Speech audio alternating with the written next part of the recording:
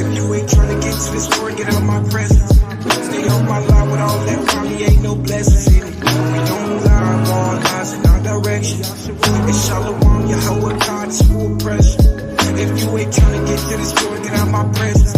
Stay on my line with all that probably ain't no blessings in it. We don't lie, all lies in our direction. It's Shalom, Yahawah, God is full pressure. First of all, before I start, let me give all praises to my king. How could I lie and deny the time he's looking out for me? I've been somewhere with a shofar trying to warn my people clean. And some people full of pride, I gotta follow my smoke tree. Y'all can't beat around the bush, you know exactly what I mean. Have me pacing back and forth, sometimes my wife gotta tell me breathe. Can you believe he had the audacity, tell me to read? Y'all be the same reason why I be tripping and tweaking and telling your ass to leave. It get better as it go, I see the wicked as it cleans. I just watch them from a distance as a heap of blood and stains. They can keep on trying all they want to. It's full pressure. Stay away from me. Like how many times I told these Christians, please don't pray for me. Lying to my people make me mad. Please don't play with me. I know some Israelites are dying hoping they see slavery. It's full pressure. You see the first names is first king. Something about who you serving. The thought I had to ask is so disturbing. The doctrine got you swerving. You swear the devil's lurking. Yeah. Oh, I can't wait to see everything is gonna happen. Zechariah 8:3. All I can hope and pray is that I'll be worthy. Oh yeah, I hope you heard me. If you ain't trying to get to the store, get out my presence. Stay on my line with all that probably ain't no blessings in it. We don't lie, all lies in our direction. Hey, Shalom, Yahawah, God is full pressure. If you ain't trying to get to the store, get out my presence. Stay on my line with all that probably ain't no blessings in it. We don't lie, all lies in our direction. Hey, Shalom, Yahawah, God is full pressure. That means full pressure. Just cause I be nice don't mean that it's nice.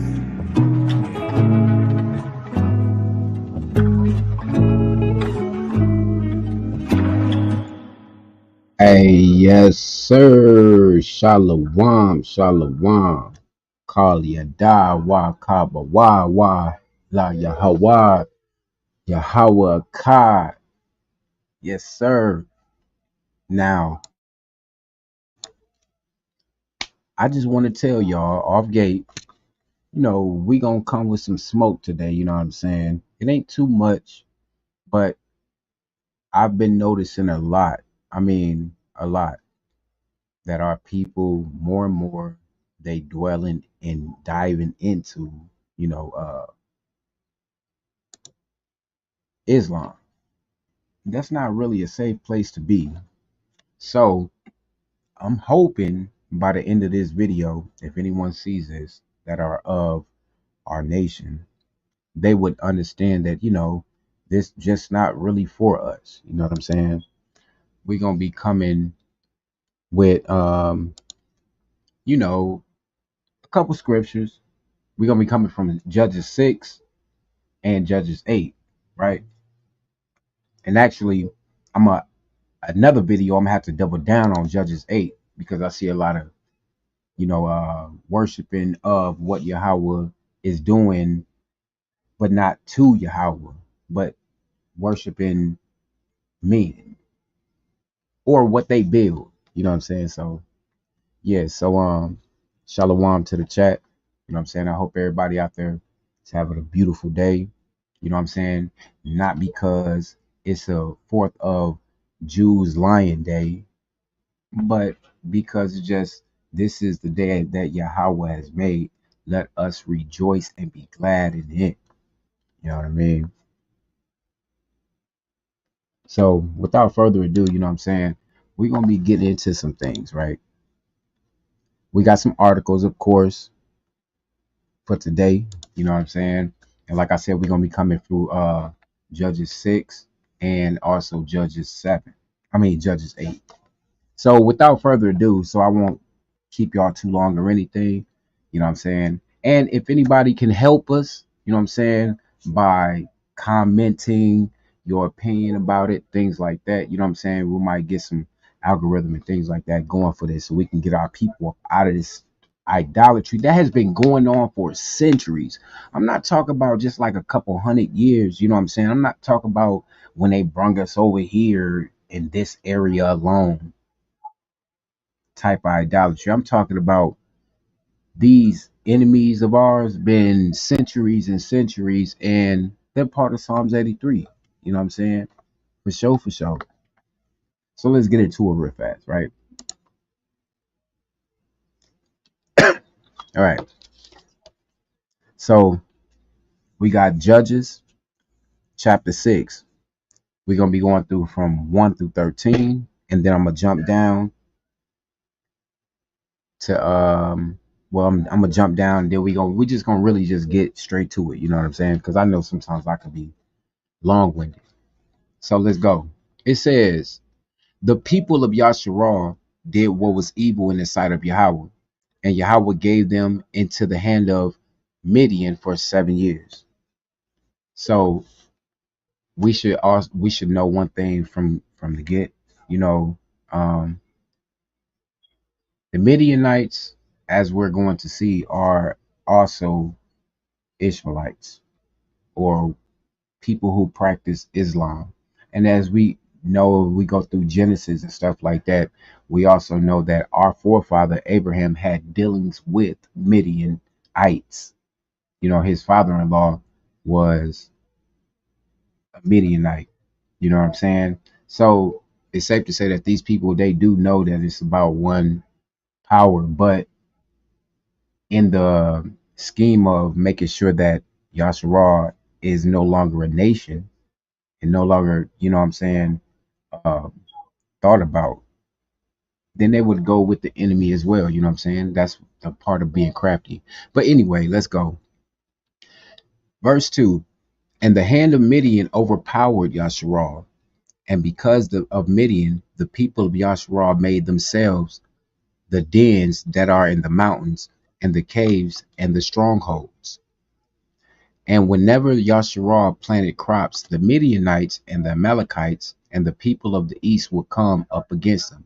So every time that we had a good harvest and it was time for us to pick and for us to eat, guess what these people would do? You have the people of Midian, which are Ishmaelites, and the people of Amalek, which are Japheth and Esau mixed.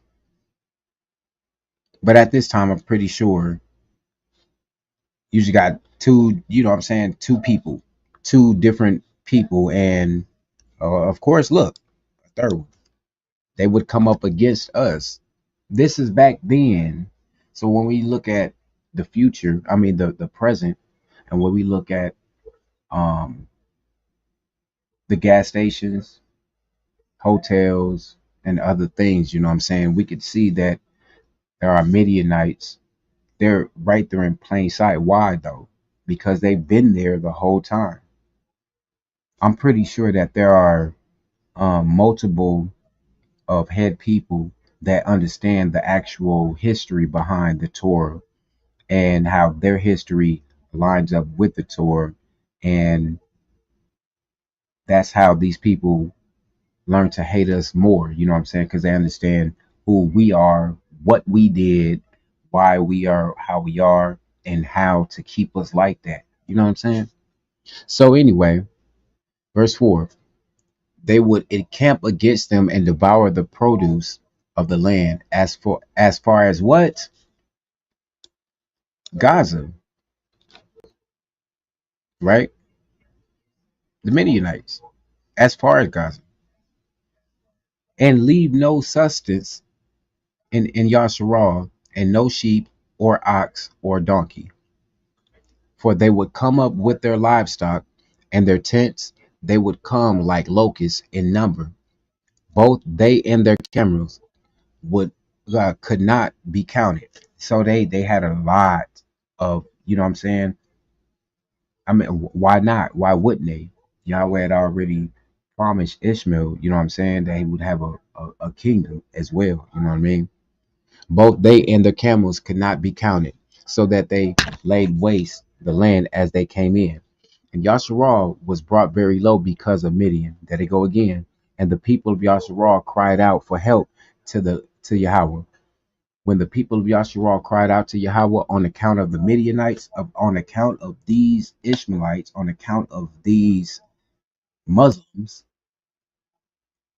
that they got a problem with us. And I'm just gonna give a backstory. The reason why they're gonna have a big problem because um going on into Judges, what really happens is we are in uh we are in a tight spot, and we go to ask people for help, just like in the account of Exodus, and then the people deny us help. So guess what we do? I bet. So when I come up, I'm gonna come back and I'm gonna crap on you. Basically, you know what I'm saying? The the the the the mind of a Negro, basically. So it says Yahweh sent it. So it says Yahweh sent a prophet to the people of Yasharal, and he said to them, "Thus says Yahweh, Elohim Shal Yasha'al. I led you up from Egypt and brought you out of the house of slavery, and I delivered you from the hand of the Egyptians, from the hand of all who oppressed you, and drove them out before you, and gave you their land." You see this, right? Just listen. And I said to you, I am Yahweh your Elohim. You should not fear the idols of the Amorites in whose land you dwell, but you have not obeyed my voice. Verse 11. Now the angel of Yahweh came and sat under the terebinth of Ophrah, which belongs to Joaz the Eberizite, while his son Gideon was beating out wheat in the winepress to hide it from the Midianites. So now, Mr. Gideon, oh powerful Gideon, he's a child, and his father. I mean, my bad. Uh, it says which belonged to Joaz. Yeah. So this field belongs to his father, and what is he doing? He's beaten. It says he's beaten out wheat in the winepress to hide it from the Ishmaelites, to hide it from those who worship that A word, which is nothing else. It's literally nothing else but the B word, ball. You know what I'm saying? Let's just be honest. Verse 12, and then we're gonna do some jumping around. And the angel of Yahweh appeared to him and said to him, Yahweh is with you, O mighty man of valor. And Gideon said to him, Please, my master, if Yahweh is with us, why then has all this happened to us? And where are all these wonderful deeds that our fathers recounted to us, saying, Did not Yahweh bring us up from Egypt? But now Yahweh has forsaken us and given us into the hand of Midian. Now I'm gonna stop real fast, and then I'm gonna jump down to 24, right? Now, before I get to 24, look at this 13. It says, Did not Yahweh bring us up out of Egypt?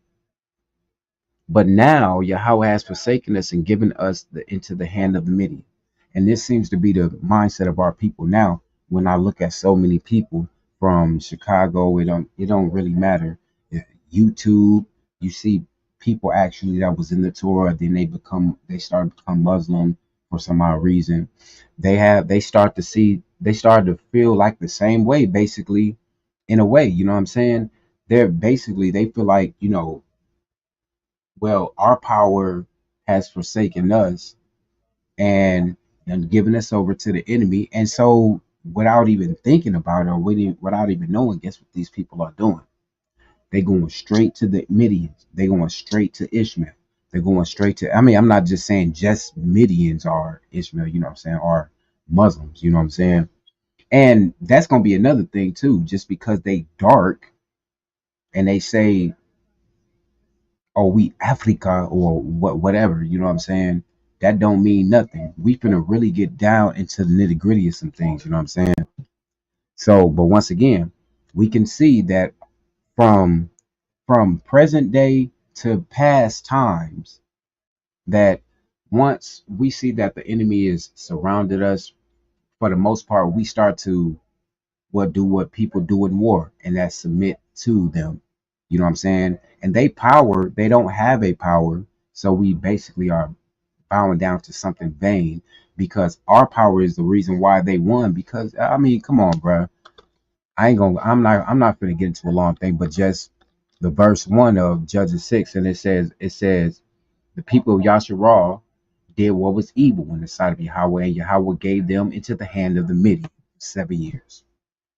You know what I'm saying? It's just that simple. That's what happens. We go against Yahweh, and he give us over to our enemies and their gods, their idols. You know what I'm saying? Which is vanity. So let's jump down to Judges 6, verse 24. It says, Then Gideon built an altar there to Yahweh, and called it the place and called it Yahweh's peace, or Yahweh Shalom. Right? Think about that word. Remember, he called it Yahweh Shalom, or Yahweh Shalom, but it's Yahweh Shalom.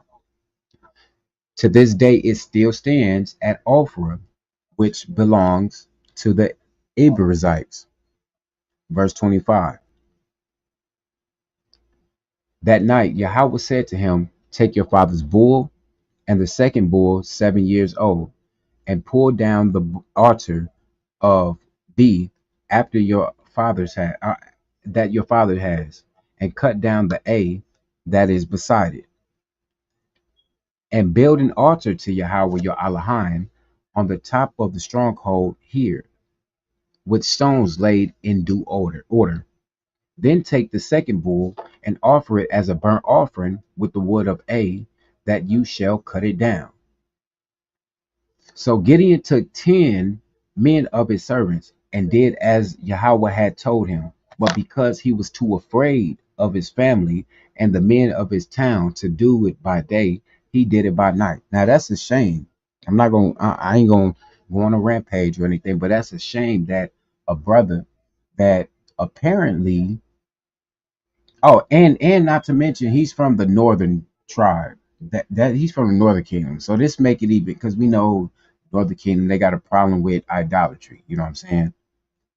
But this a Northern Kingdom brother, and he already know what's up. He gotta go creeping through the night, because basically our people like to be serving other idols. They don't care about the captivity, not to the point where they'll turn away from their iniquities and turn back to the covenant.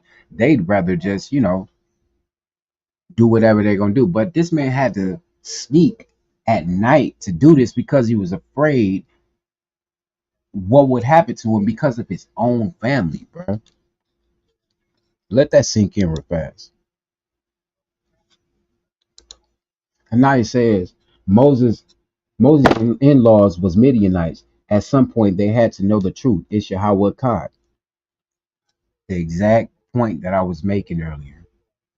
And that is the exact point that I'm making. They may not have been on some, Yahweh, you know what I'm saying? Because, not all the nations know Yahweh, but he knew it was one. They knew it was one power. They knew that. And that's the weird, and as it's crazy, because as you actually look at the statistics of Christianity and Islam, there might be an abundance of Christians running around, but majority of our people, they actually, if they're not in the church, they're actually trying to follow Islam. And the reason why, because one God sounds good until I mean, just like it sounds good in Christianity, until you start to read and you see, wait a minute, there seems to be another factor, or something else going on here. Now he also says, I think because our people have had close dealings with Midianites, they feel like they are them or should join the religion. I guess it is out of ignorance. Yes, yes, perfectly executed in everything that I'm trying to bring out. I wish my wife was like on my AI thing, you know what I'm saying? So I could just say some stuff and then she correct it and everything like that. Verse 27, it says, so Gideon took 10 men of his servants and did as Yahweh had told him. Oh yeah, I read that. But because he was too afraid of his family and the men of the town to do it by day, he did it by night. Verse 28. When the men of the town rose early in the morning, behold, the altar of B was broken down. I bet that pissed them off. And Asher. I bet that pissed y'all wisdom women off too. Beside, it was cut down, and the second bull was offered on the altar that had been built. And they said to one another, who has done this thing? And after they had searched and inquired, they said, Gideon, the son of Joash, has done this thing. So they went on a whole first 48 investigation about who broke some altars down. I wouldn't be surprised if look, disclaimer, I'm not telling people go around, go do stuff like this. But I wouldn't be surprised, you know what I'm saying, if a generation or two later they just get on some like I ain't fearing nothing type stuff. They start actually Deuteronomy 12 and things and start tearing idols down, you know what I'm saying? You know how many and then you know how many GMS, IUIC, ISUPK, Sakari, Sons Thunder, it don't matter, Theo, Zion, whatever they is. You know how many of them people will be trying to fight us tooth and nail about that damn Bahashem dude? You see what I'm saying? I'm just saying this brother had to go through the same thing. So my question is, when are we gonna step up? You know what I'm saying? Let's keep moving. Verse 30. Then the man of the town said to Joaz, bring out your son that he may die, for he has broken down the altar of B and cut down the A beside it. But Joaz said to all who stood against him, will you contend for B, or will you save him? That's the same thing. I ain't never mind, let me keep going. I'm just saying, y'all people be like, you you people be like, oh, Boss, him gonna kill you. He's gonna, well, let him do it then.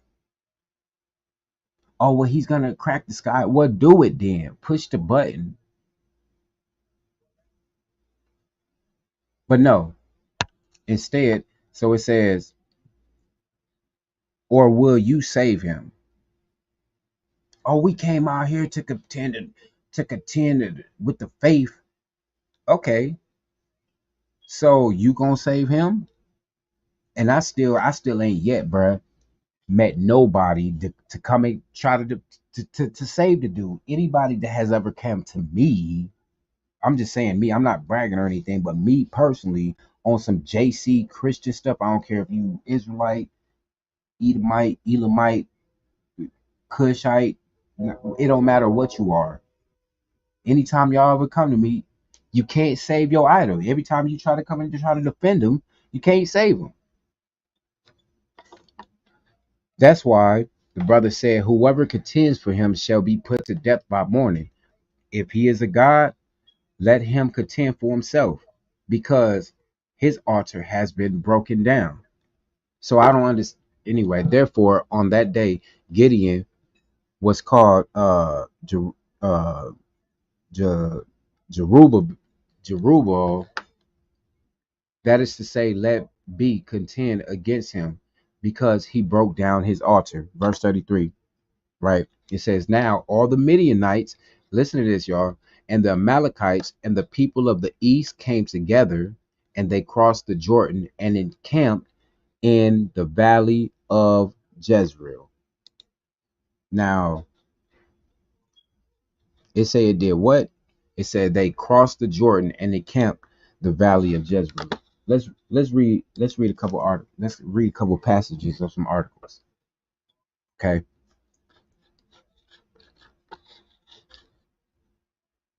This says the Atlantic slave trade was not Africa's only slave trade. Enslaved Africans also crossed the Sahara Desert, Red Sea, Indian Ocean. Most, you hear this right? Most of the slaves who traveled these routes ended their journeys in Muslim societies. Africa's slave trade to the Islamic world began centuries before the Atlantic slave trade and lasted somewhat longer in some places to the 20th century. Okay, let's see. Now, once again, this says, now all the Midianites and the Amalekites and the people of the east came together, and they crossed the Jordan and encamped in the valley of Jezreel. So that show you right there, it ain't just one type of people trying to infiltrate something to make us, you know, uh make us confused. It's all of them. You got the Midianites, Amalekites, and whoever the people of the east are, they all are coming together. So you got to think about this. We know that the Amalekites, they on that sneaky, oh yeah, it's one God type of thing, but then they pushing something else as well. But then we also know that the Midianites are on the same type of timing. Why do I say that? Because when we go back to the history, well, the writings of the Quran, JC is a Muslim, and according to their book, the Quran. You see what I'm saying? And he's a Messiah. He's supposed to be coming back to do some other stuff. Just only things, just slightly different things. But all of this is to do one thing to the children of Yahshua. You know what I'm saying? Confusion, basically. See what I'm saying? Once again, though, when it says most of the slaves who traveled these routes ended their journeys in Muslim societies, that means even though right here in this passage, in this Judges 6, we gonna prevail over the enemy, right? At that time, we would prevail over the enemy, but we also know they do a comeback. You know what I'm saying? Leading to the present day as now. So, with that being said, once again, it says most of the slaves who traveled these routes ended their journey in Muslim societies. There should be no reason why our people not understanding that, hey, look, the reason why you so prone to Islam is because that was the first start. That was a fresh start of everything. That was the fresh start of the doctrine being twisted. You got to understand something. I'm not trying to switch gears or anything, but these people, these Muslims, you remember, it was Ishmael before it was Isaac. It was Abraham, Isaac, and Ishmael before it was Abraham, Isaac, and Jacob. Let's just remember that, right? But also knowing the backstory on the mothers and what our forefather Abraham had to hit the decision that he had to make, but Yahweh had already promised him that even this child is gonna have a kingdom. He's gonna be a wild man, but he's gonna have a kingdom, right? So with that being said, we gotta understand that these people do know that it's Yahweh only. They don't really care if you serve only Allah, as long as you don't pick up your covenant that they want to take, but they know they can never have it. You see what I'm saying? He said Africa's slave in the Islamic world began centuries before the Atlantic slave trade. It began centuries. Oh yeah, and just for the record, when they say enslaved Africans, I think I'm just gonna say enslaved Israelites because they try to trick us with that A word so much. You know what I'm saying? And we want to try to keep as much confusion as we can away. You know what I mean? So let's go to Judges. We'll go to Judges. We'll start at verse 1. And then we're gonna get into some articles, video, you know what I'm saying?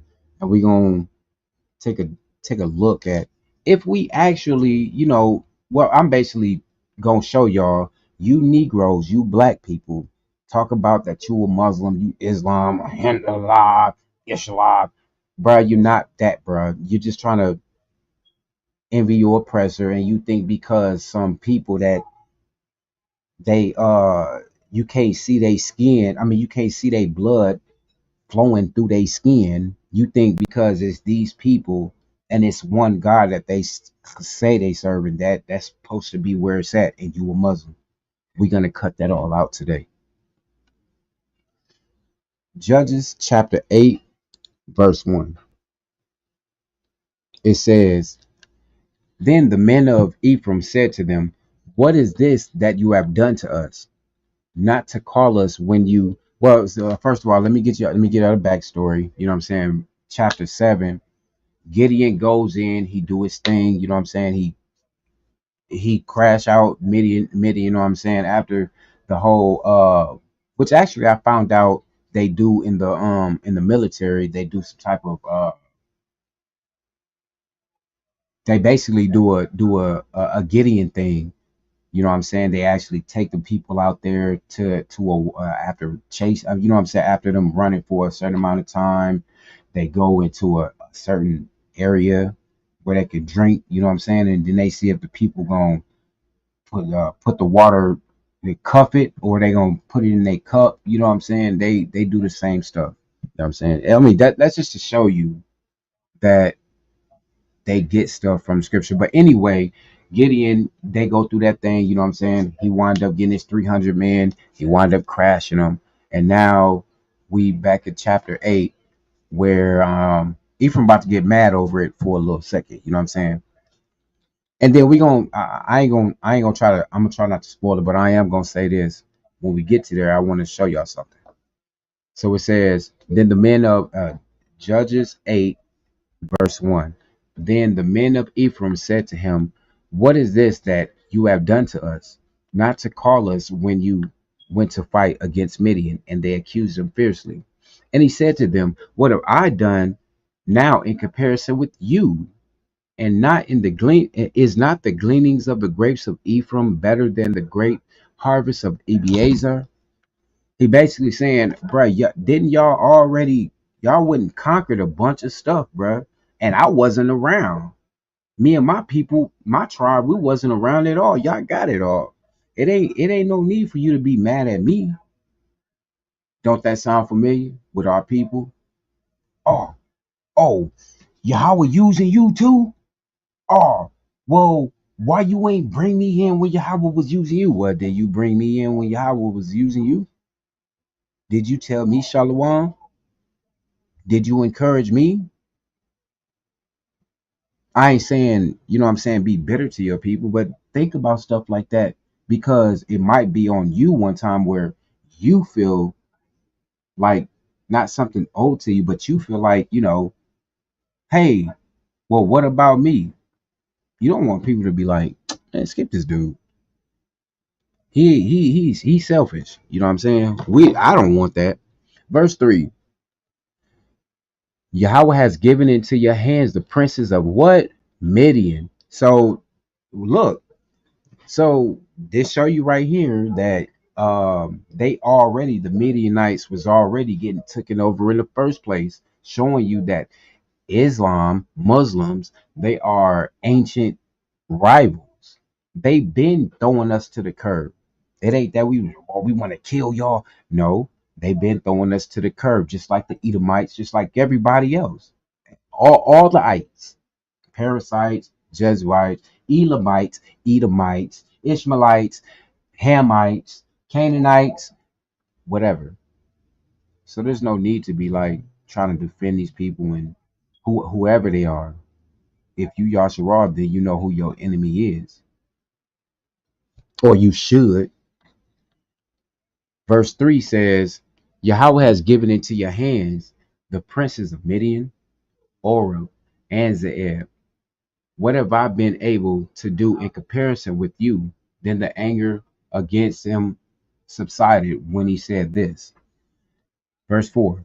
And Gideon came to the Jordan and crossed over, he and the 300 men who were with him, exhausted, yet pursuing. Here go another enemy. Here go somebody else finna play some games with us. Watch this. So he said to the man of Succoth, please give loaves of bread to the people who follow me, for they are exhausted, and I am pursuing after Zebah and Zalmunna, the kings of Midian. So he telling them, bro, hey, look, I need your help. You know what I'm saying? I'm on this mission.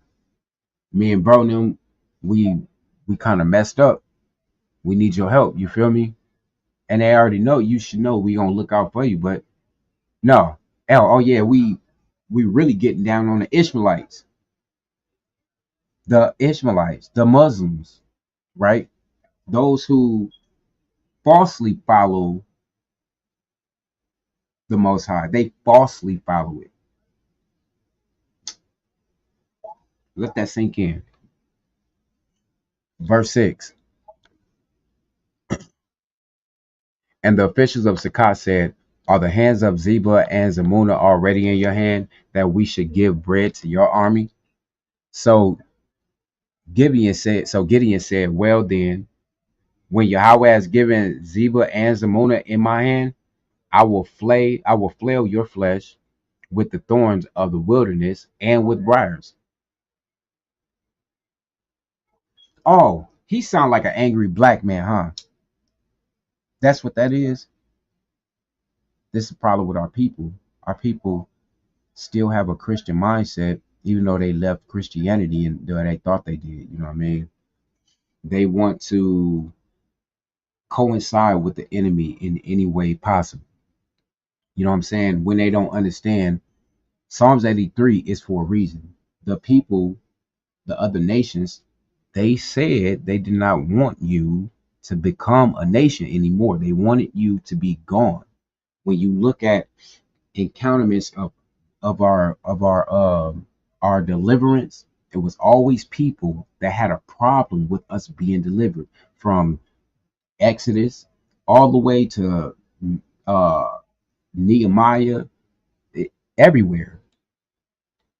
You understand? And I said these people accept you in their customs, religions, etc., because they don't want you to know the truth and turn to the covenant. And that is exactly what goes on. These people, not like, why isn't it viral that there are more than 100,000 people that know that it's Yahweh only and they worship him? But a couple 50s, a couple hundred, maybe 100 people from old block, they they go bow down in front of a building, of a stone building at that. That's crazy. And they're, alhamdulillah, all of that, right? Why wasn't it viral that, or why won't it go viral that, after they seen over 1,300 people got killed trying to serve Allah, why ain't nobody going viral saying I'm done with Islam? That God ain't working. I'm going back to the Torah. Huh?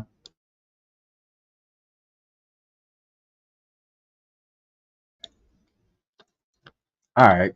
Verse 8. It says, and from there he went up to Peniel and spoke to them in the same way. And the men of Peniel answered him, as the men of Succoth had answered him. So he went to another place and he said the same thing. And it seemed like to me, if they going only a certain distance, these people must be intertwined, intermingled with each other. You know what I'm saying? I'm not sure, but it seemed like to me that these people Ishmaelites too. You see what I'm saying? So he says, verse 9, and he said to the men of Peniel, here I come again, peace. And when I come again in peace, I will break down this tower. Now Zebah and Zalmunna were in Kakor or Karkor, right, with their army about 1,500 men, or 15,000 men, all who were left, all of all the army of the people of the east, for there had fallen 120,000 men whom drew the sword. And Gideon went up by the way of the tent dwellers east of Nobah and Jogbehah, and attacked the army, for the army felt secure. Hmm.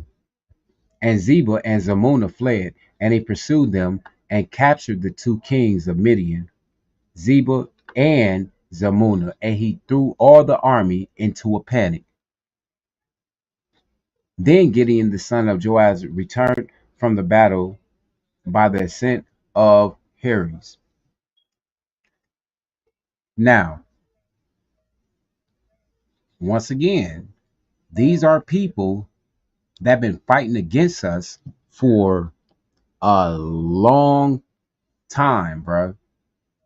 Matter of fact, so long that when you go back through history, right, you'll see this here. It says a significant number of studies have been devoted to the transatlantic slave trade, but paradoxically, the issue of the Eastern and Trans-Saharan slave trade organized by the Arabs remains unknown. It is, it even seems deliberately ignored and considered a taboo subject. Yet, the Arab slave trade, a major component of African history, lasted more than 13 centuries. Once again, yet the Arab slave trade, a major component of what African history, lasted more than 13 centuries. It began in the early 7th century and continued in one form or another until the 1960s. Pay attention, okay? In Mauritania, slavery was officially outlawed only in August 2007. That's interesting that it would be done in that time, because when we go into this here, I have another article. It says from an article. It says in Mauritania, after gaining independence from France in 1960, ethnic tensions arose between Mauritanians, Afro-Mauritanians, which would be us, and Arab Mauritanians. In 2007, slavery was abolished for the what? The third time. It was abolished for the third time. Now, let's just think real fast, right? Remember, when we go up to here, it says it began in the early 7th century and continued in one form or another until the 1960s. And then it says it was officially outlawed only in August, what? 2007. Okay, so right here in 2007, green mark, right? In 2007, slavery was abolished for the third time. However, it has been reported that in 2013, nearly 90,000 Mauritanians were still enslaved by Arab Muslims. Whoa, whoa. 2013. Let this sink in real fast. So now remember, we just came out of Juneteenth, right? We just came out of Juneteenth. People been saying we've been free since then. We've been free since then, and this day, and all of these days, if General this did this. So what about the rest of the people that are scattered? What we don't know. This is 2024, and they're telling me in 2013, nearly 90,000 Israelites were still enslaved by Arab Muslims. Hmm.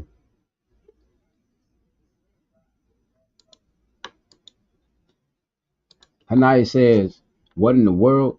They had to abolish it 3 times? Yeah, 3 times. Hold on. Let me see. It began. Where is this at? Yeah, right here. In 2007, slavery was abolished for the 3rd time. She says, what in the world? They had to abolish it 3 times?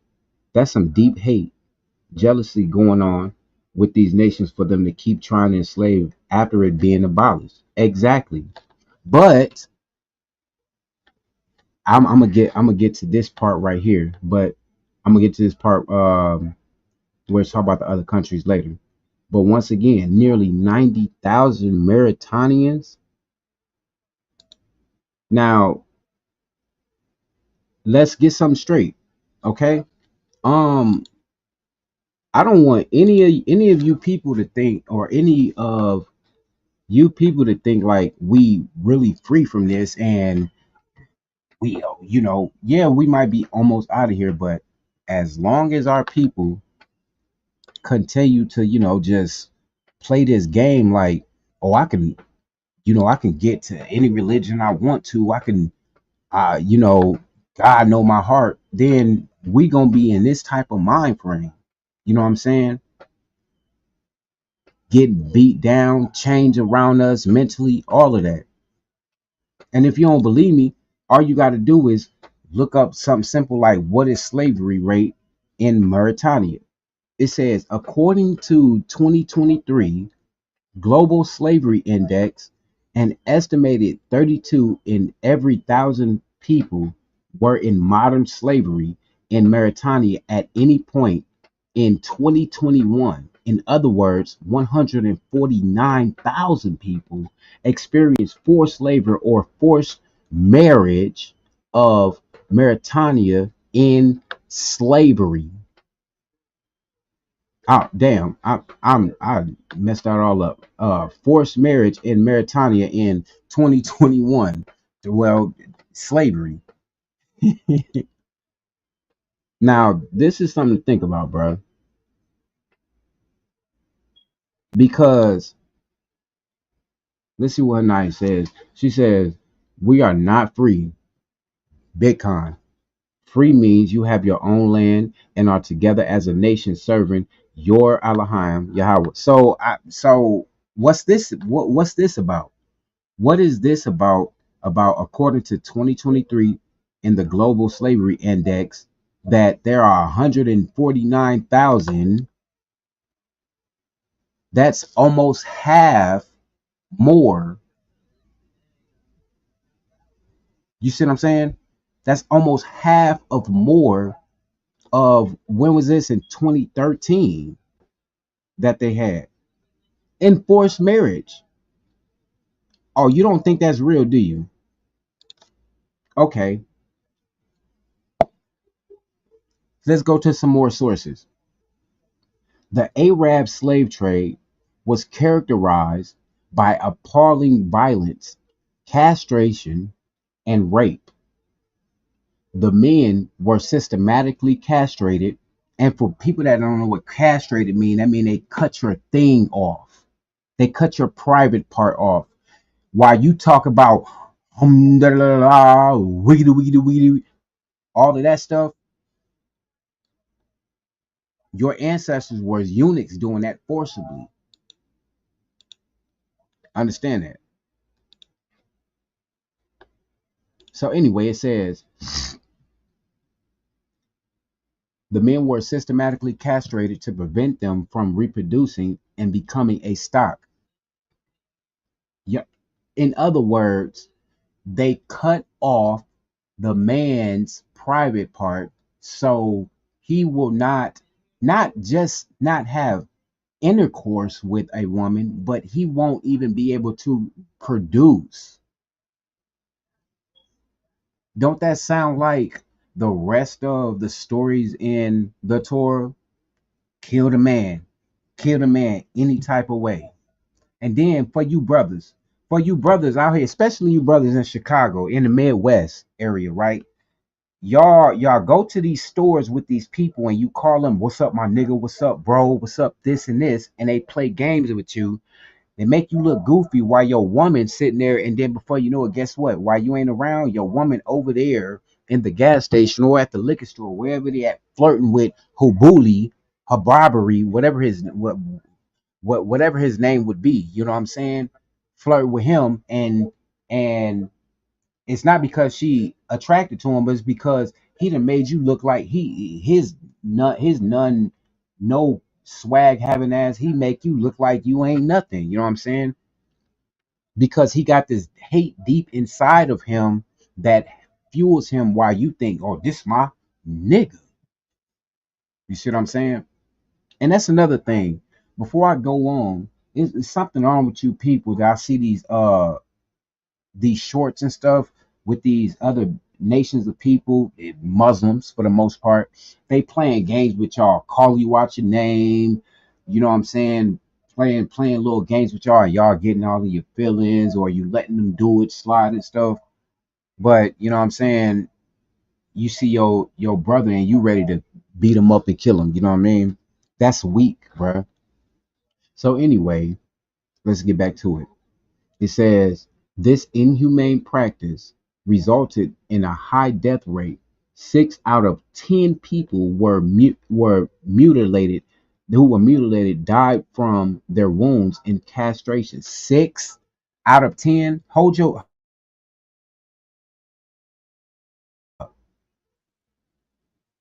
now. Take away 6 of them.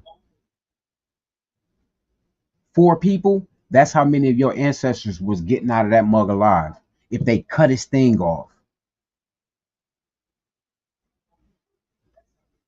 But you Gentile loving brothers and stuff and sisters, y'all go to what is that, Isaiah or Ezekiel, one of them, where it talk about what the eunuchs gonna be in the land. Y'all people don't understand that these people that done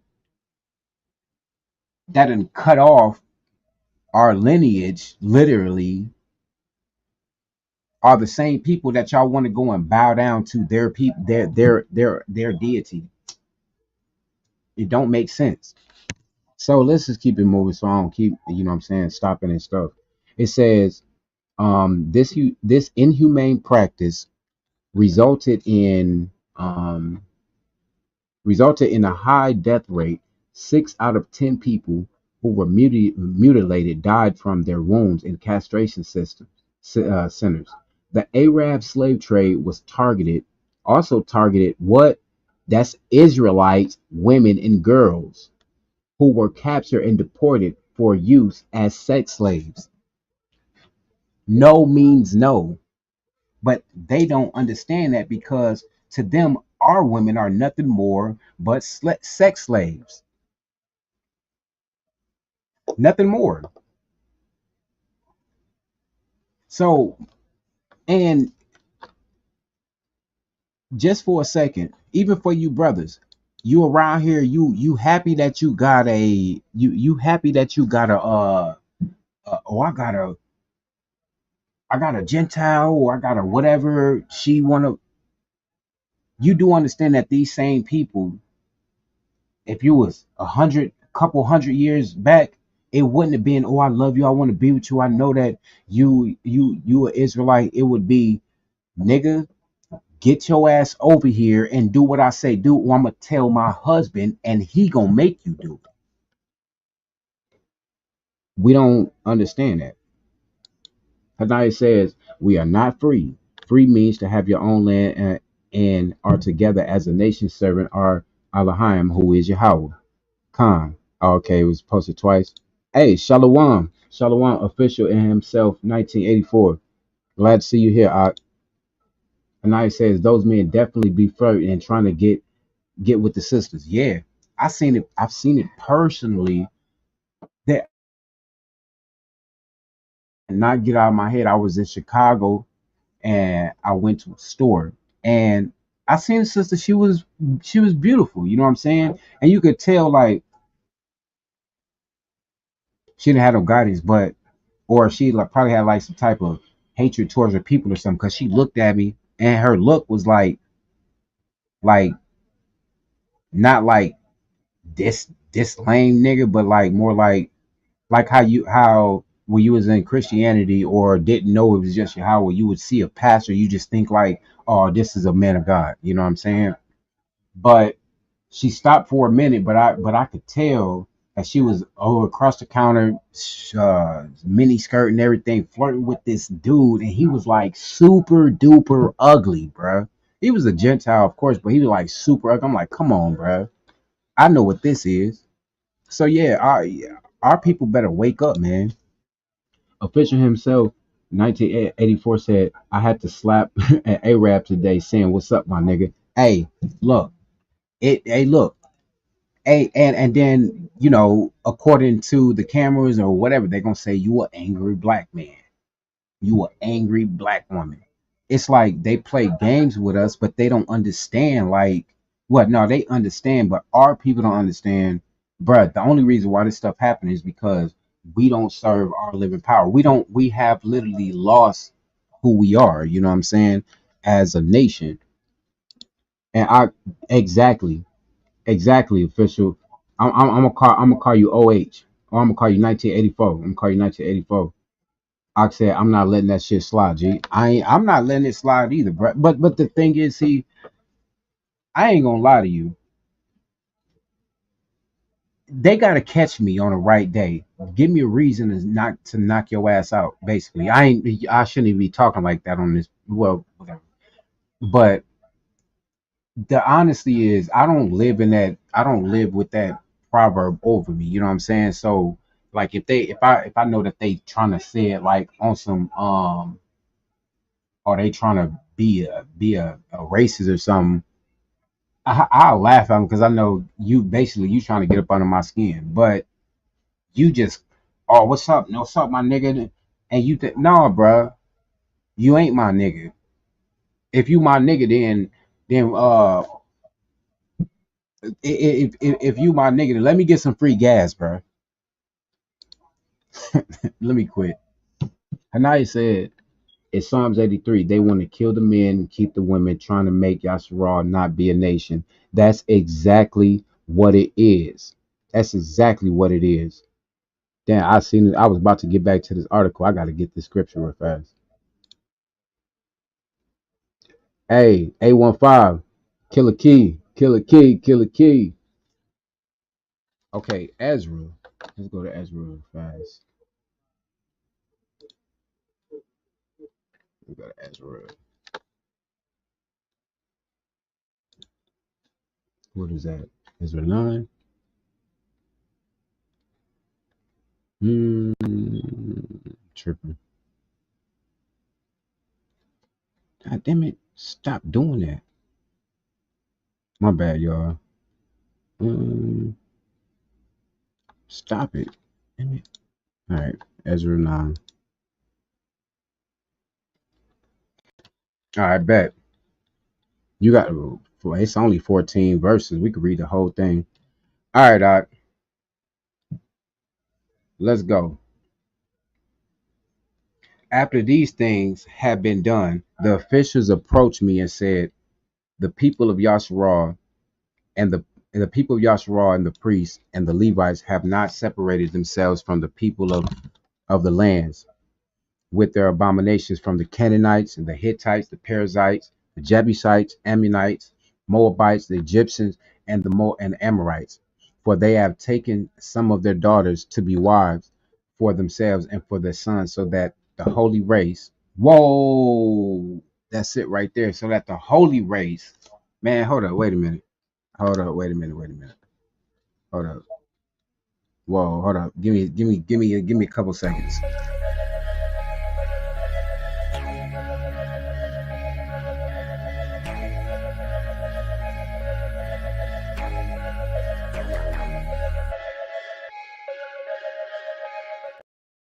All right, all right, bro. All right, all right. So that the holy race has mixed itself with the peoples of the land. I'm done, bro. I don't even know how far you want me to read, bro.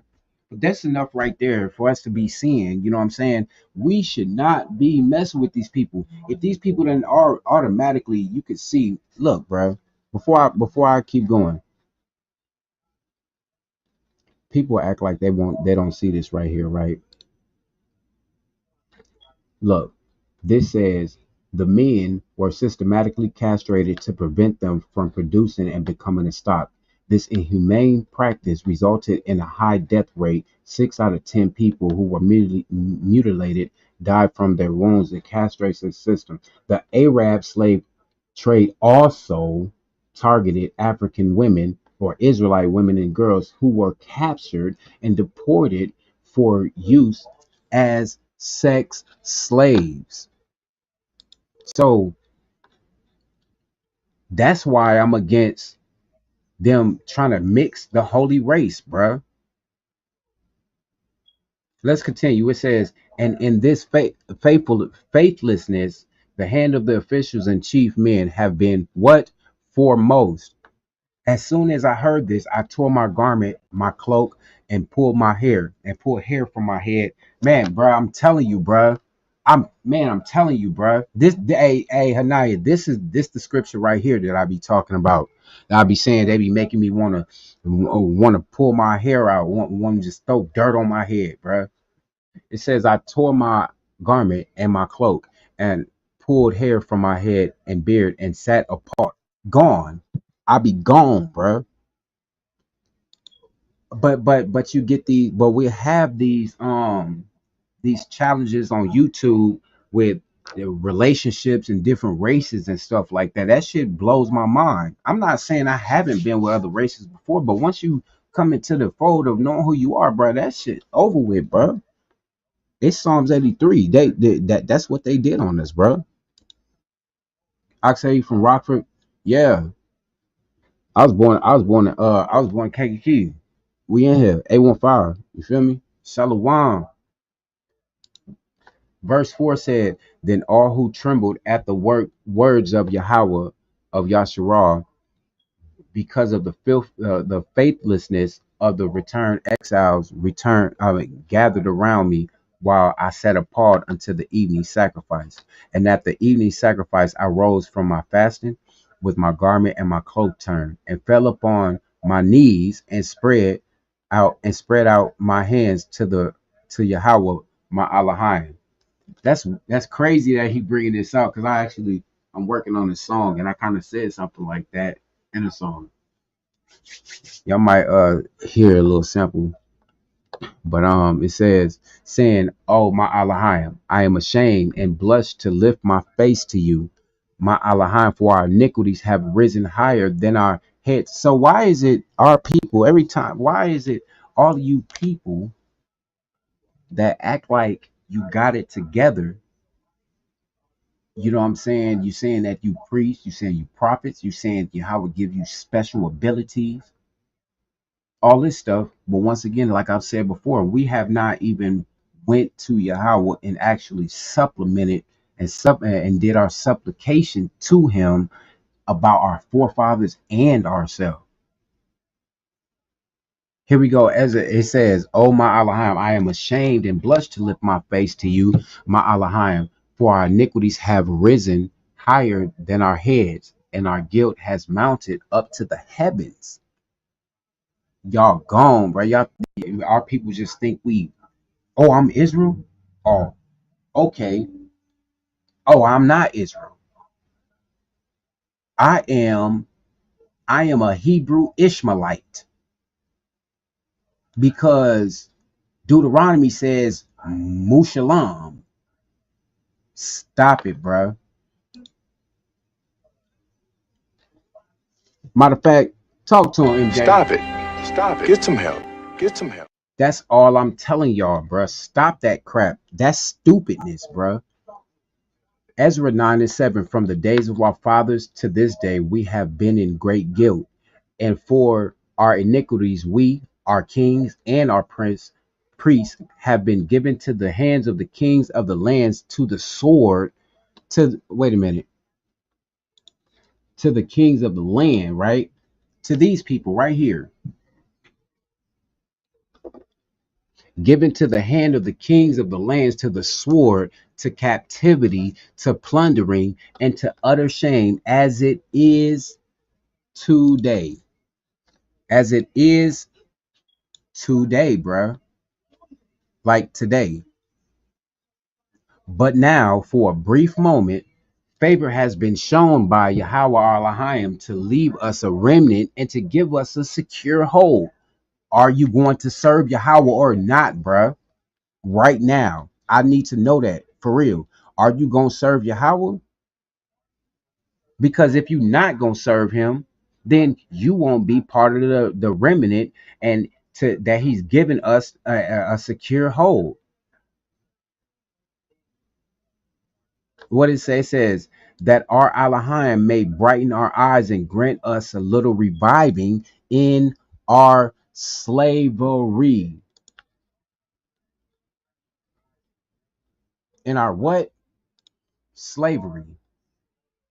They around here beating on us, beating on us all damn day through the internet, through your job, through your gas bill, through your light bill, through rent, through the car note, through all of that. They whooping your ass, bro. But no, we'd rather just, you know, I'm putting the Torah down and I'm gonna pick up a Bible. I'm gonna pick up another book that has the Torah in it, but I still ain't gonna believe in the Torah. What's wrong with y'all, Hold bro? up. Wait a minute. Something ain't right. Verse 9 says, for we are slaves, yet our Elohim has not forsaken us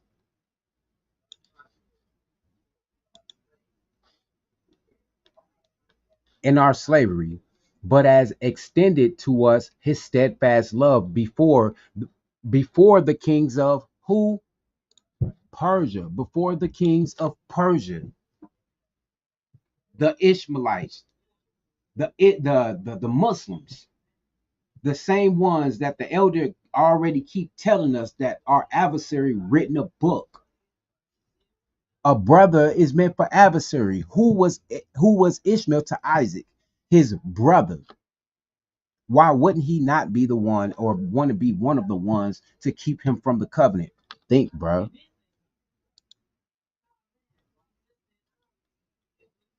Just think, bro. I said I was angry as fuck at my girl from her ranting about dumb as fuck, yeah, dumb shit. For real, for real. I go to the gas station and that's when he said, "What's up, my nigga?" I looked at him because it's a lot of black folks in line. Yeah, I'm with, and this is the reason why I kind of got heated right here because verse 2 it says they have taken some of the daughters to be wives for themselves and for their sons so that the holy race has mixed itself.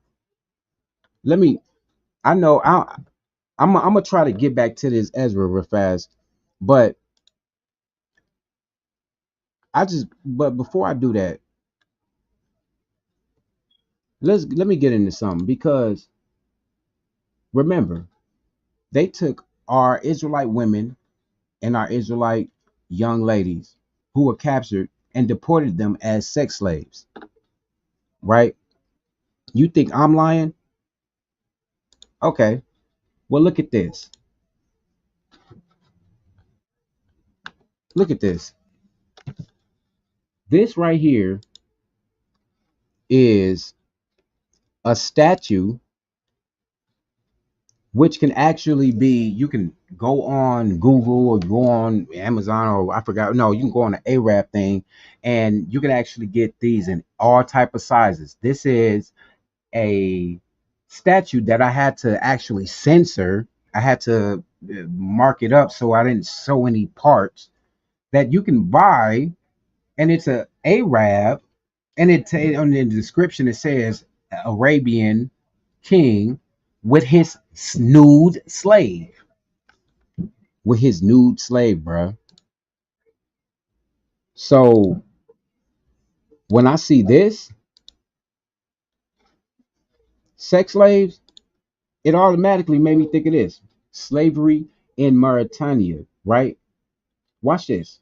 Women are commonly raped and forced to bear their master's children. Why? Why do they do that? Because this why right here. For they have taken some of their daughters to be wives and for themselves and for their sons, so that the holy race has mixed itself with the peoples of the land. That is why women are commonly raped and forced to bear their master's children, who in turn also become their slaves. People in slavery come from the Hurricane ethnic group, historically enslaved by what? Say it with me now. White Moors. Yeah, y'all get it, right? So these people do not care about us. Not one. This is literally, this scene, this picture right here is actually on a site. You can buy this as like a engraved image. But our people, we gotta be. And I what's weird is I got a friend request today from some sister from Facebook that has some Islam name. I'm like, what the, I know this can't be no, I'm not gonna indulge in this. This is nuts. Why would our people want to even be around these people in any type of sort, when through history they make y'all have sex with them, and then the children that you bear are their slaves as well? Or you think that's just it? Let's go to the Arab enslavers practice, how they practice genetic warfare. Wait a minute, because I don't want to get off. I don't want to hold on, because I don't want to overstep my bound. I know that I wanted to read this. You want to read the rest of it? I'm gonna read the rest of it. It's only like 4 verses left. Yet our Elohim has not forsaken us in our slavery, but has extended to us his steadfast love before the kings of Persia, right? To grant us some reviving, to set up the house of our Elohim, to repair its ruins, and to give us protection in Judea and in Jerusalem. Do you really think that these people so far, if you really still think that these people are your people by now, I just don't know what to say. But I still got a couple more clips and stuff so y'all can see as well. You know what I'm saying? But if you think that these people actually would like for anything to be restored unto you, then you don't believe in the Torah, bro. Because the scriptures tell us that they don't want to say that to us. Verse 10, and now, O our Elohim, what shall we say after this? For we have forsaken your commandments. This is the reason why we've A lot of our people is in Islam right now, bruh. And no matter how many times you tell them Islam is not your people, they still, well, but Quran 47:62 says this. No, it's because our people have defiled the name of Yahweh. You see what I'm saying? And what else? We have not, and we forsook his commandments, bruh. This is the reason why we going through this shit, this stuff. Verse 11, which you commanded by your servants, the prophets, saying, the land that you are entering to take possession of it, it is a land impure with the impurity of the peoples of the land, that their abominations that have filled it from end to end with their uncleanness. All right. So just hypothetically, right? If this is our land, there are people that they say this is our land. All right, cool. Hypothetically, if this is our land, then where is the scriptures? Where is the videos? Where is the congregation to bring our people back to the Torah so we won't get kicked up out this mug, or so that we won't get destroyed with the land, or that the land won't get destroyed when judgment comes on everybody else?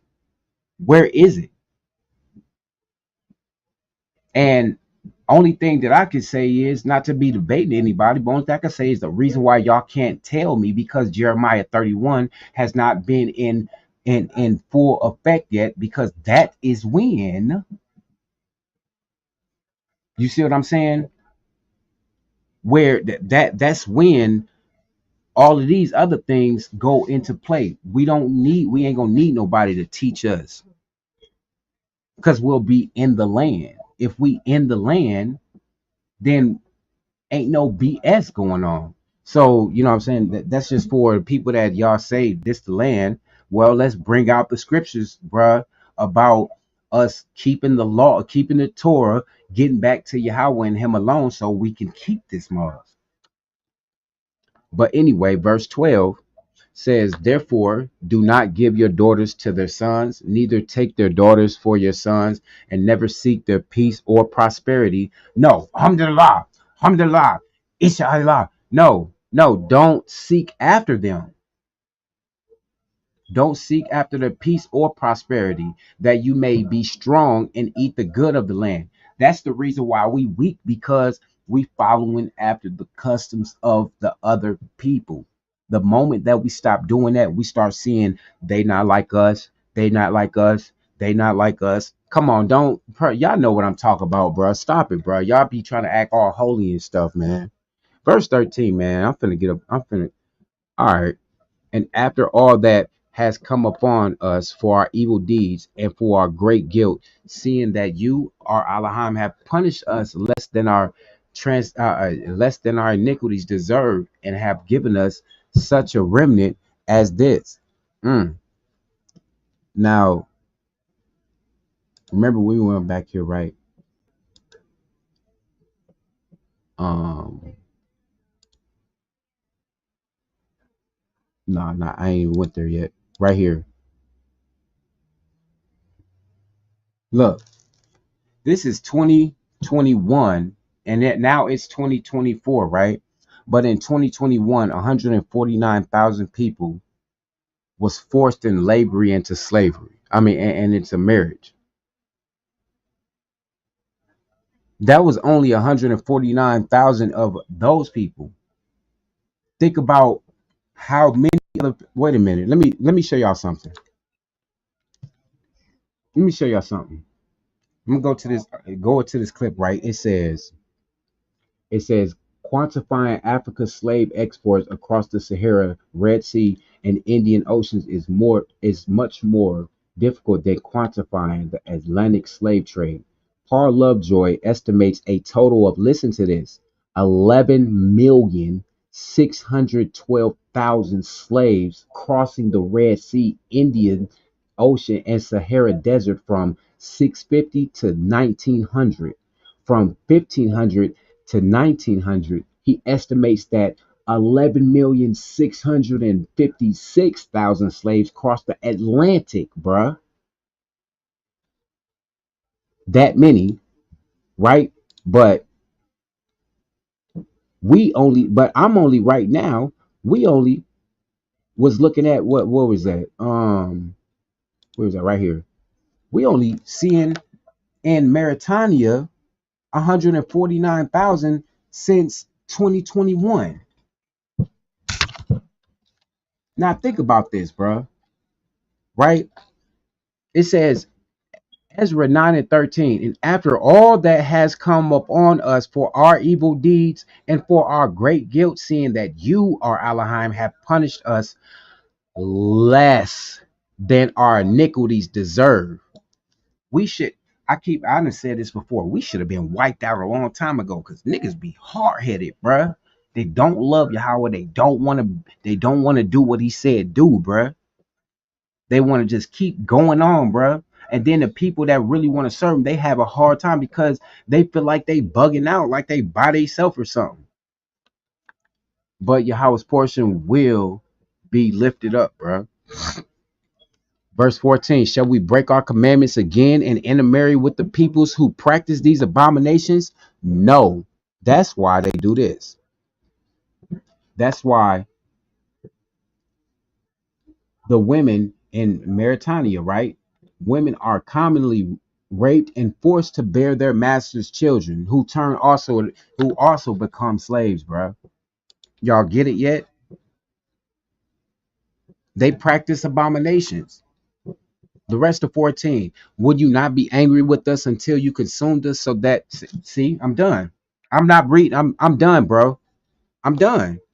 I'm done, bro. Would you not be angry with us until you consumed us so that there should be no remnant nor any to escape? Y'all keep playing around with Yahweh if y'all want to, bro. Y'all keep playing around, bro. Verse 15, bro. I'm gonna read these comments.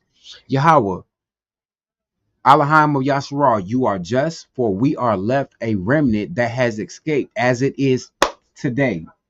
Yahweh's portion was once before no more extorted. The courts have formed the order to abort our sons and daughters. Hey, for none can stand before you because of what? This. Because of what we did, bruh. That's it. Because of what we did. And then because of what we've been doing, now you got this. This this this crap right here. You see that?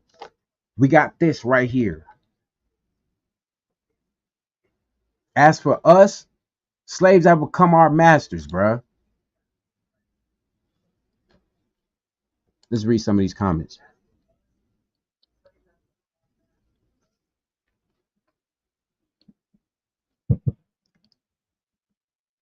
Hey, Shalom, Shalom. Shalom, elder. For sure. For sure. Hey, Shalom. And I said, "Oh, don't get on that more subject, man. I mean, they'll come out the woodworks. Oh no, don't.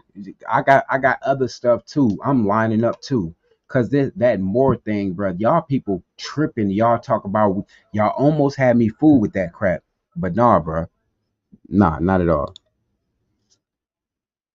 1984 said the women think they made men these days, but they really raise bitch made men who are boys. That's definitely what it is. Men think like women. And the reason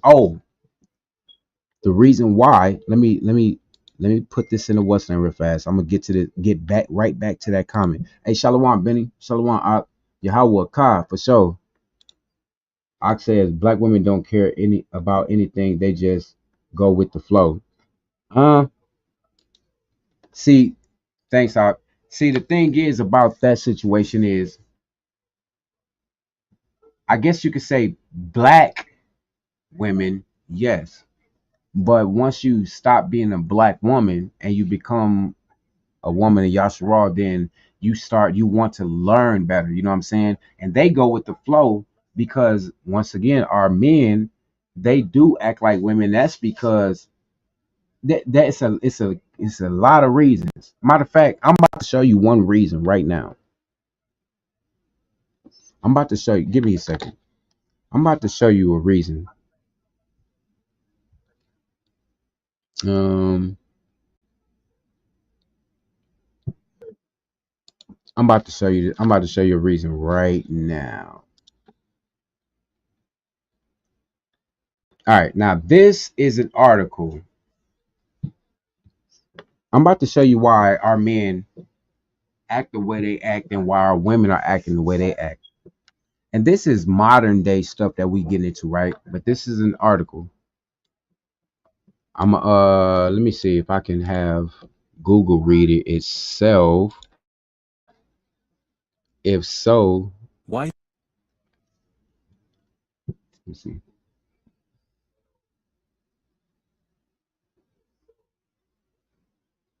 Okay, y'all, let me know if y'all can hear this real fast. Okay, give me a second. Why sex Please, slave please was let me killed know. by royal Arab master. Winifred Adeyemi. Can y'all hear that? If y'all can hear that, we finna run off with this article real fast.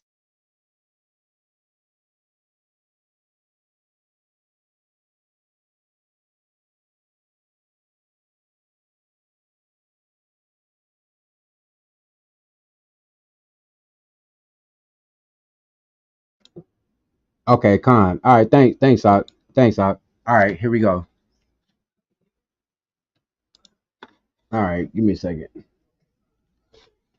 Okay, so this is an article called "Why Sex Slave Was Killed by Arab Master." All right, y'all ready for this? Oh, and this is what 2013 or 10, something like that. Listen up. Why sex slave was killed by royal Arab master.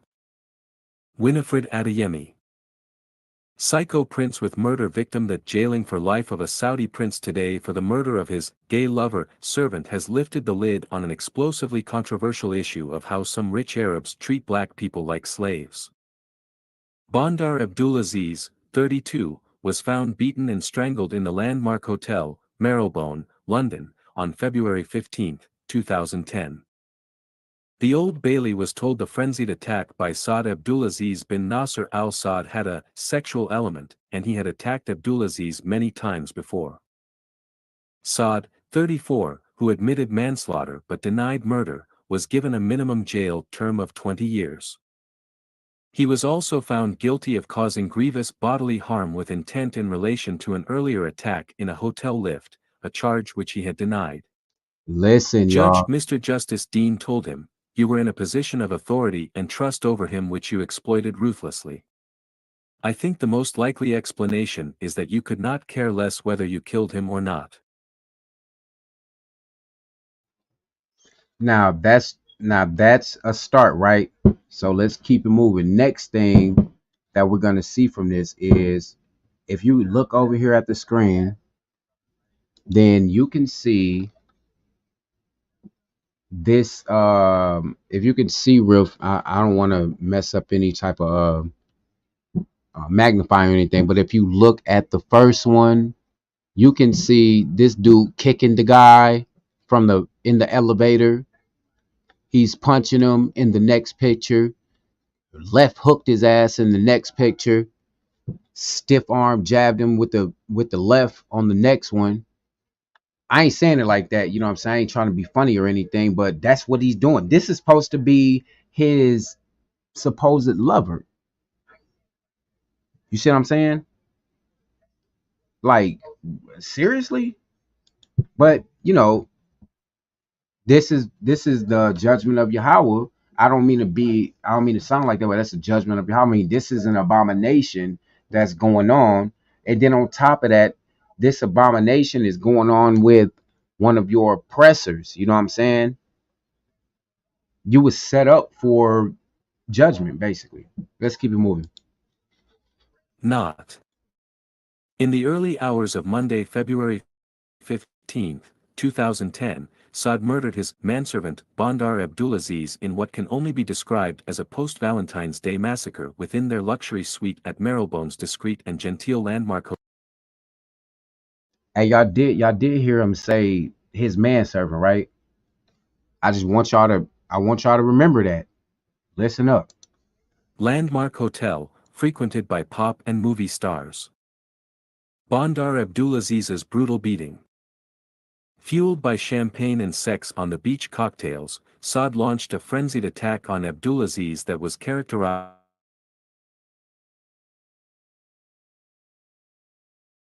was announced and has never shown any remorse. It said he The showed result no of a marriage between It said he showed no remorse whatsoever. Hold on, who is this, man?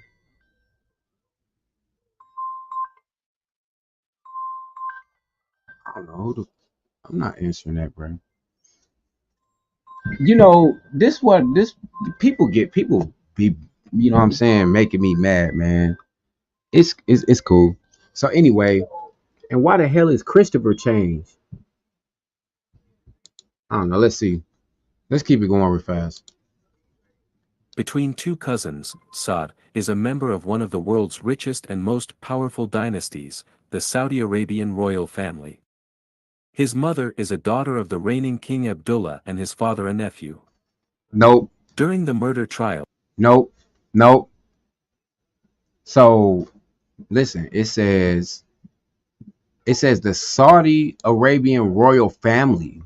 Look. The result of a marriage between two cousins, Saud is a member of one of the world's richest and most powerful dynasties. And that's just kind of weird how these people make it. They try to act like they got like some type of prestigiousness, like they have some type of morals and things like that because they have money, and you know what I'm saying, and they're so-called rich. But apparently, these people are the scum of the earth, the richest ones. The scriptures tell us that the earth is given to the hands of the wicked. You know what I'm saying? Let's jump down real fast. Let's jump down to right here. trial, a portrait of a sadistic homosexual was painted of Saad with Bandar's subservient and dehumanized role graphically illustrated before the court in CCTV footage of the grievous assault in a hotel lift. Prosecution barrister, Jonathan Laidlaw QC described Abdulaziz as so worn down by the violence, so subservient and submissive had he become that he was incapable of any effective resistance. A pattern of sustained abuse was revealed which Abdulaziz absorbed meekly for Saud's own personal gratification. The defendant and victim were described by a number of witnesses at their hotel and around town as a gay couple. Despite proclaiming that he and Abdulaziz were friends and equals, the reality of their relationship was anything but one of friendship and equality. I'm reading this part. It was one that has been historical precedents, yet is rarely spoken of despite of endurance of 1400 years, the Arab master and black slave. Bring it out, Google. Equality. It was one that has been of historical precedence, yet is rarely spoken of despite an endurance of 1,400 years, the Arab master and black slave. Abdullah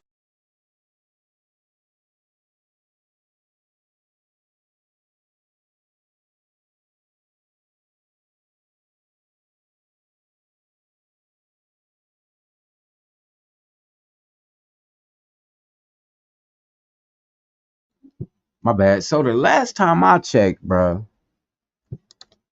I thought that the Muslims, that was like an abomination to be messing around doing that type of stuff.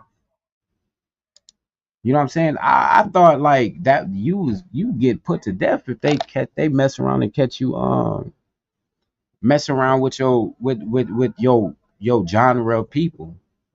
But apparently this dude he beat, kicked, slapped, kicked, killed, did all type of stuff to this Israelite person, and with his manservant slave, which that's what they called him. You know what I'm saying?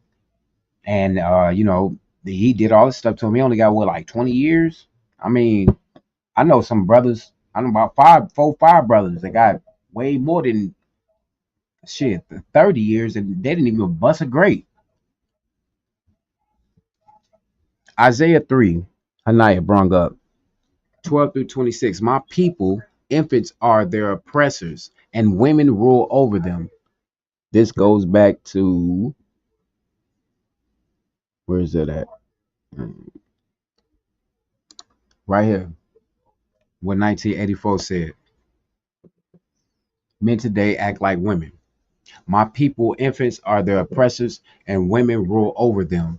O my people, your guides mislead you, and they have swallowed up the course of your paths.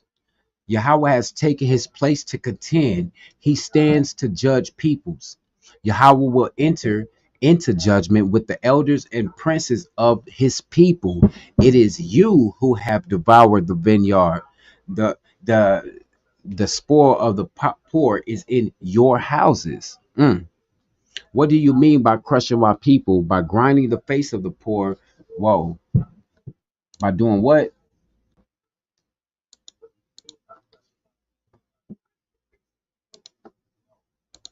By what? Grinding the face of the poor, declares Yahweh Elohim Zabawah. Yahweh said, because the daughters, oh shoot. Yahweh said, because the daughters of Zion are haughty and walk with outstretched necks, glancing wantonly with their eyes, mincing along as they go, tinkling with their feet. Let me just get this comment real fast. Where it's at. Just like 1984 said, the women think that they made men these days, but they really raised bitch made men who are boys. Well, I mean, that was just the hood way of saying Isaiah 3, bro. I mean, what you want me to say about it? Don't get mad at him the way he talking. Shit. It says Yahweh said, because the daughters of Zion are haughty and walk with outstretched necks, glancing wantonly with their eyes, mincing along as they go, tinkling with their feet. Therefore, Yahweh will strike with a scab the heads of the daughters of Zion, and Yahweh will lay bare their secret parts. In that day, Yahweh will take away the finery of the anklets and headbands and the crescents, the pendants, the bracelets, and the scarves, the headdresses, the armlets, the sashes, the perfume, and all of that other stuff that y'all like wearing, man.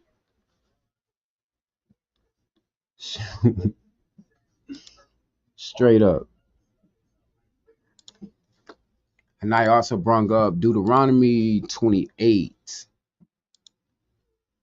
Deuteronomy 28, 55 through 56. And it reads as thus. It says, let's start at 54. The man who is most tender and refined among you will begrudge food to his brother, to the wife he embraces, and to the last of the children whom he has left, so that he will not give to any of them any of the flesh of his children whom he is eating, because he has nothing else left.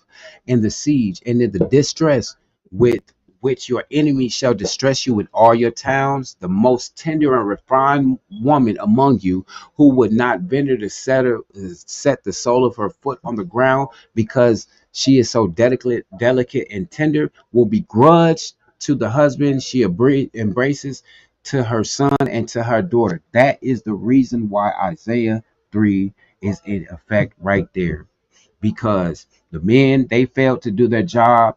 So now women get to raise bitch made ass boys until they get out of that bitch made mentality and get back to Yahweh only mentality, which is actually, to be honest with you, you got to be a really, really strong man to be steadfast in this. I just want to say that. So shout out to every brother that's, they're actually trying to push as much as they can towards the Torah. That's coming from a sincere place. Now, where do we leave off at with this, man? Cause oh yeah, this is where we left off at, and the reason why I had brung up this little thing right here, you know, about this little couple, right? Because this is nothing more about this little couple right here. Um, this little thing right here, right? This so-called Israelite, or basically he's supposed to be this man's slave or whatever. His, you know what I'm saying? He basically playing some type of weird type of eunuch in a way. That's how I look at it. You know what I'm saying? Because you ain't producing nothing and you releasing stuff. Well, however that go. But that goes into this. Let's look at the enslavers practice, how Arab enslavers practice genetic warfare. Y'all ready? All right. It says the Arab slave the Arab slave trade typically dealt in the sale of castrated male slaves. Black boys between the age of 8 and 12 had their scrotums and penises completely amputated to prevent them from producing. About 6 of every 10 boys bled to death during the procedure, according to some sources, but the high price brought by eunuchs on the market made the practice profitable. Hmm, profitable, right? Y'all don't get it yet, do y'all? Let's keep it going. It says some men were castrated to be eunuchs in domestic services. Now you get it? And the practice of neutering male slaves was not limited to only black males. The Khalifa in Baghdad at the beginning of the 10th century, uh, hold on, yeah, at the 10th century, had 7,000 black eunuchs and 4,000 white eunuchs in his palace, writes author Ronald Siegel. So, but as you can see, it's more so-called black than it is anything else. Well, oh no, we all been enslaved. Yeah, but this ain't that, bro. This is not that at all. I don't even know why people try to play that game when you can't find nothing like this nowhere else. Look, you're not gonna find no where is another people that got actual uh relics and stuff that you can go buy online right now for 19 something dollars with a naked nude slave and an Arab master. Stop it, bro. And actually, before we get into this last one, matter of fact, I'm gonna read this. I think this is I think this is about it. I'm gonna read this, but before I read this part, I want to go back up to something I was reading earlier. The purple part of this section, right? It says because I believe a lot of our people think if they just get with, I mean, if they around people of a color of some type of pigmentation, that they'll be safe. You know what I'm saying? And everything will be all right. And that's not the case at all. I'm about to show you guys that it don't matter. Once again, no matter the complexion, most of these people with our complexion, most of them, they Ishmaelites anyway. If you want to be honest, Canaanites, Ishmaelites, it don't. They all worship the same being. Basically, no matter how you want to put it. Come to find out, it's more monotheistic religions that I knew about, but they not serving Yahweh and they go against the Torah. You know what I mean? So anyway, it says the purple section of this section. It says, according to the work of some historians, the Arab slave trade has affected more than 17 million people in the Saharan region alone. More than 9 million Israelite captives were deported, and 2 million died on the roads. Let's do some math real fast. I'm not quick at math, but you got 17 million people, right? 9 million are deported, right? So out of those 9, only 2 million dies. So there's only 7 million left. So 2 million that died. You got 7 million. Where's the other 10 million? Oh, I get it. Scattered as well, right? All right. In the Saharan region alone, more than 9 million Israelite captives were deported and 2 million died on the roads. This despicable phenomenon was legitimized by what? Islam, as Christianity would later condone the transatlantic slave trade. For example, the Tunisian Arab historian Ibn Khaldun wrote that only peoples to accept slavery are what? The Negroes, because of their lower degree of humanity, their place being closer to the stage. Y'all listening to this, right? Go ahead, light them up, y'all. Light them up. I'm smashing your idol while y'all doing that. Once again, it says the only people to accept slavery are the Negroes. So at literally this is the same section, and they say African, African, African. We already know that Africans ain't Negroes. So they was targeting who? Are Israelite women, are Israelite men. Why? Because they even said out of their own, this dude, a Tunisian Arab, says that only people to accept slavery is us. Now get over that. Now anybody, y'all came hard with the comments before. Come hard with the comments on this one, bruh.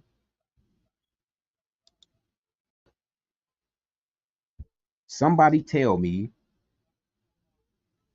you know, how is it you got Negroes being mentioned in slavery if we supposed to be Africans? Oh man, I got a feeling something wrong. Okay, there we go.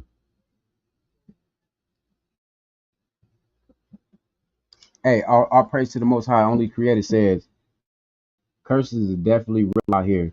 Shaking my head. Turn back to these law, statutes, and commandments. That's all we got. That's all we got. If my people with this at Second Chronicles 7:14 forever, you know what I'm saying? That's all we got to do. But our people think, for some reason it's weird, because our people think if we come back to the Torah, it would be wicked. It would do us uh uh it would do us no good. But we've turned every way and we still get nothing. No justice, no peace, nothing. The knight said, Khan, shout out to the men and women who are trying to strive towards righteousness and serving Yahweh. Big shout out to y'all. Big shout out. Now, I just wanted to get to something real fast, because they talked about the Tunisian people.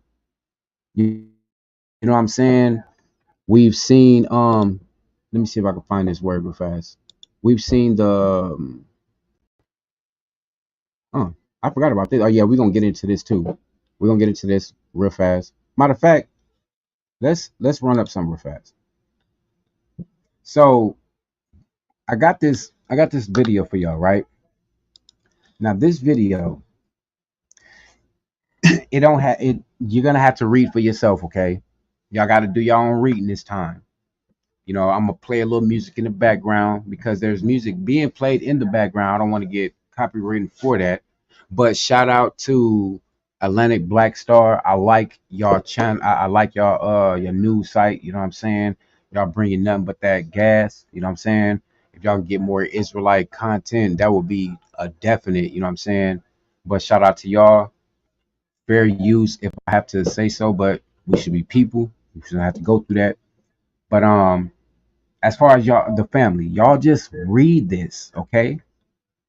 We're gonna be back in a little bit, but I need y'all to just read this, pay attention to it, and take heed, okay? Because these are gonna be countries that our people love to go to, try to scatter or try to bring themselves and intertwine themselves into.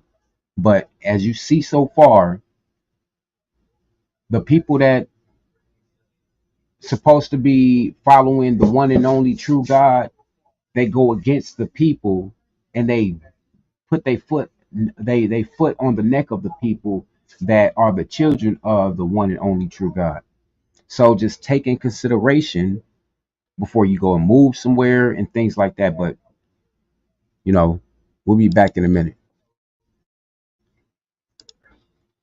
I think. Let's see what's going on.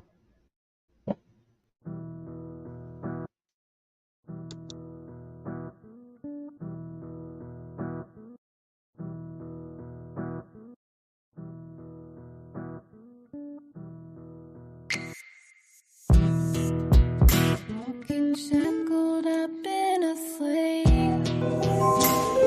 I've been a slave. While the angels may lie to me, and the devil lie to me, and the devil can't say night alone. Let's be real, this is not your home. Let's be real, if you're true, if you change your mind, chapter your will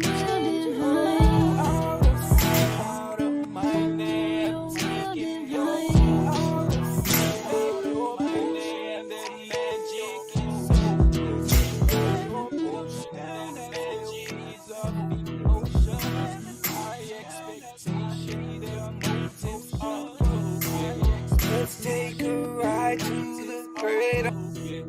Let's take a ride to the great.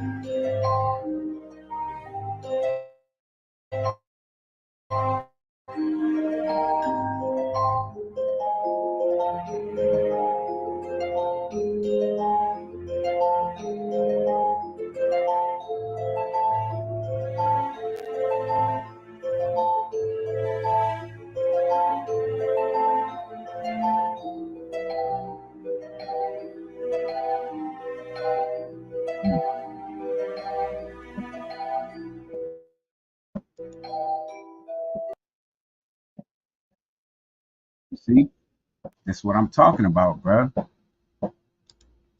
Hey, sorry if I had any little mishaps or anything with it, but I hope y'all was able to at least read it. But that's what I'm talking about. You got all of these nations, all of these other countries that our people want to run to, they want to mingle with and say to, well, well, I heard my grandfather or my granddaddy is this and this. And nah, bro, these people do not like you, bro. They don't like us worth nothing. You know what I'm saying?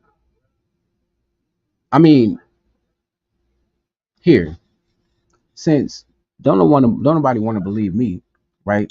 And I said, this is crazy. It truly is the same all over the map for our people. Yes, it don't matter where you go, you still gonna fit the curses.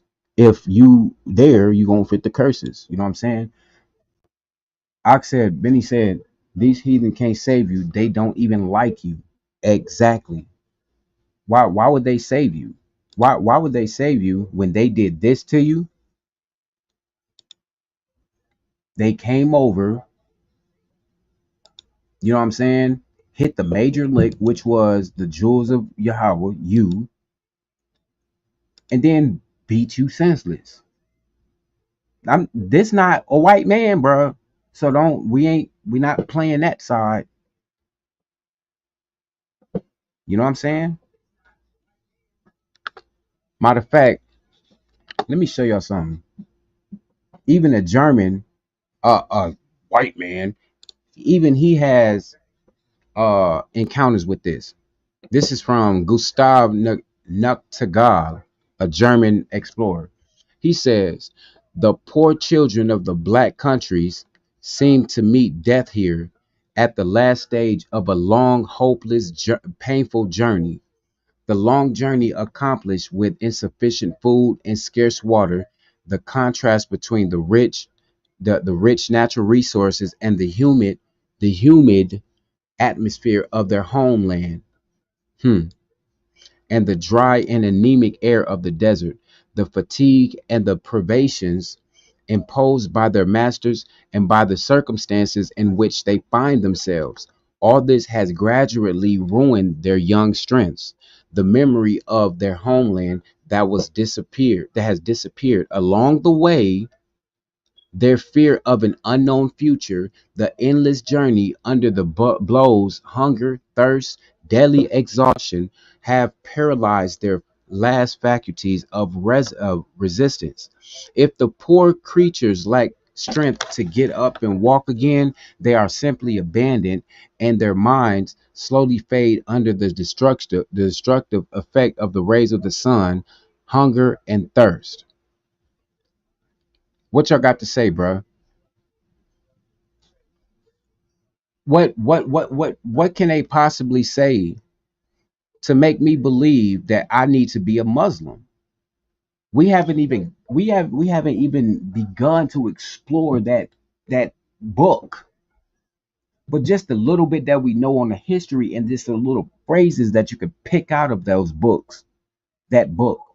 You could tell this is not for our people. This is the book of the adversary.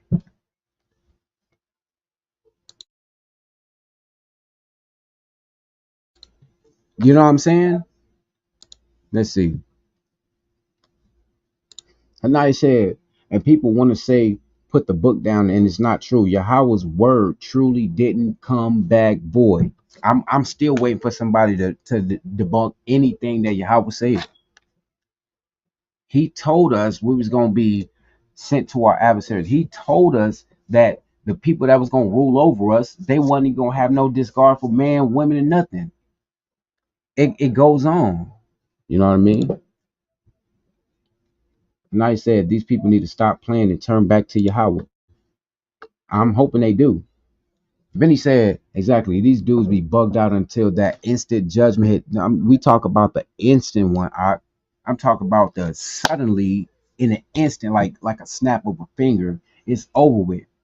But they don't understand. People don't understand that is how fast judgment does come. You know what I'm saying? I don't want to be, if we know how these people did us, I don't want to be on the back end of what Yahweh would do to these people. You feel me? That's just my intake on that. You feel me?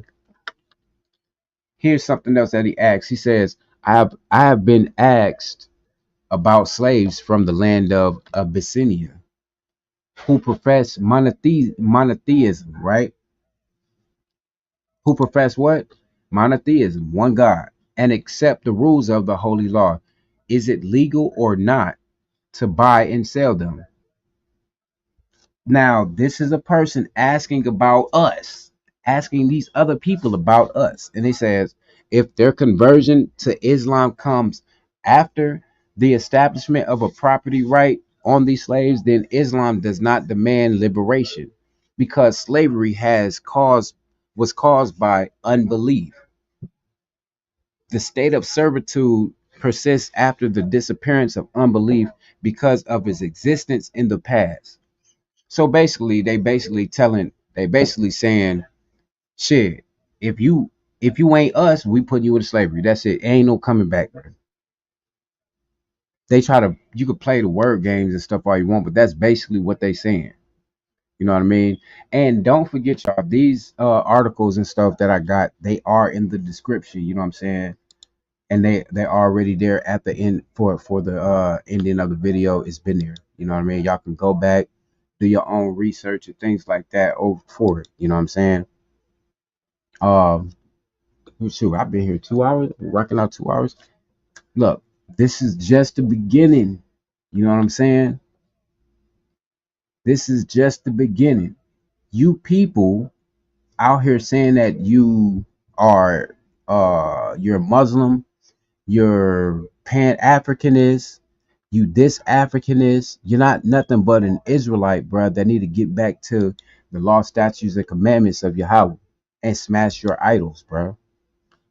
That's really all you need. You know what I'm saying? But we gotta get to this point. We really need to get to the point of just going back to Yahweh first before and get back to the Torah before we try to go outside and try to find something else to go and get. Well, I gotta find something deeper because this word in the Torah said this, and I gotta figure out what does it say in Arabian. And now you a Muslim. They definitely out here sleep. But I pray that somebody wakes up from this. I don't, I may not be the best speaker and stuff, you know what I'm saying? But what I'm saying is telling y'all, get back to this Torah, man. You know what I'm saying?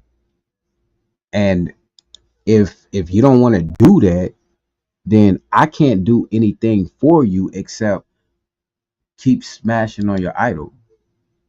You know what I'm saying?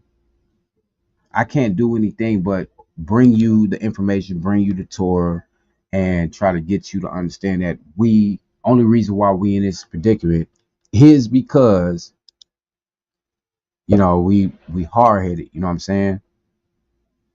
So anyway, I guess that is what it is. You know what I'm saying?